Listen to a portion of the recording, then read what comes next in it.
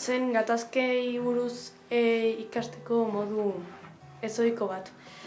Eta izan da interesgarria eta pixkatera ikuspegia aldatzen du. Aldatu dit. Gatazkak. Ikasi dut gatazkak ez diela errexak, sufrititen dezuela gatazkak pasatzen dienean. Gatazkengatik suntsitzen dira gauza asko. Gatazka aldia gauza oso txarrak pasa eta alzea hil. Ana, adaneria. Eta lehenengo indegu entzun ditugu bi soinu eta horrek ekartzen zizkigun emozioak. Eta emozio guzti horietatik bat aukeratu dugu. Nik aukeratu etena izan da bizia. Ozeano barean turista bezala itsasoko bizidun guztiekin zeharkatzea.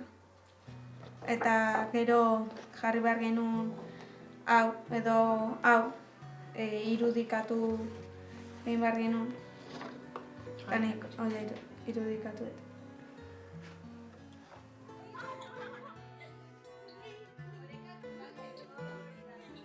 Eider jarri dugu musika, eta musika horrekin zer sentitzen gonun jarri dugu. Eta gara segi irakurtzen, eta hori, hasieran kontatzen zuten neskak protagonistak, galdu zuela bere amona eta bere aita joan zela gerrara, orduan galdetu digute nola sentituko ginen gu egoera horretan. Nola sentituko ginen horretzeko rapillo zein sentituko ginen. Hori dugun paper hau eta jarri dugun ari hemen eta gero jarritugu sentimendu batzuk. Hitzakin indeten beste hitza izan da ekiganaz, eta horan historian erabiliet hegazkinen burrumba entzun zen zeruan, eta ekiganaz konturatu ginen alde egin behar genuela, eta sufrimendu hau gehiago sentitzeko herriko plazara joan nintzen erdi-erdien etzatera.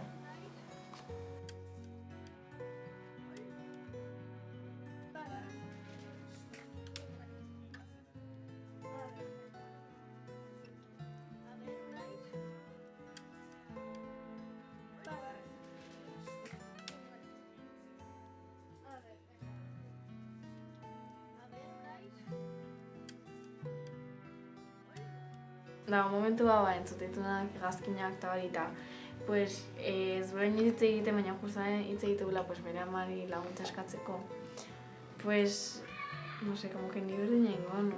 Porque azkenan, ni bakarrik ez dingun egon. Amorrua eta farre egitearen sentsazioa ez da beti sentitzen duzun gauza bat.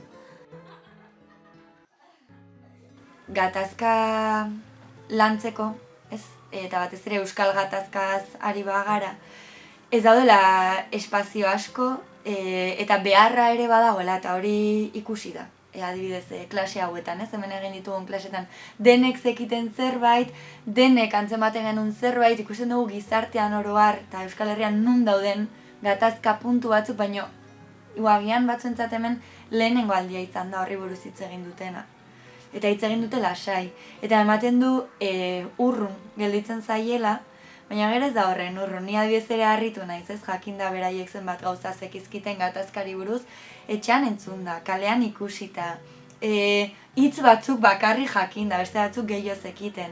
Baina termometro bat eukiko banu hor pixkat testu inguru bat ikustezu zehoze badakitela. Eta honek, klase hauek eman dute aukera horretan sakontzeko eta egin batean bideratu edo batez ere gogoeta egiteko. Eta justo horretan, gogoeta egite horretan eta honi buruz hitz egiteko horretan, iruditzen zait arteak baduela zerbait oso erabilgarria dena. Artea azkenean espresioa da. da da da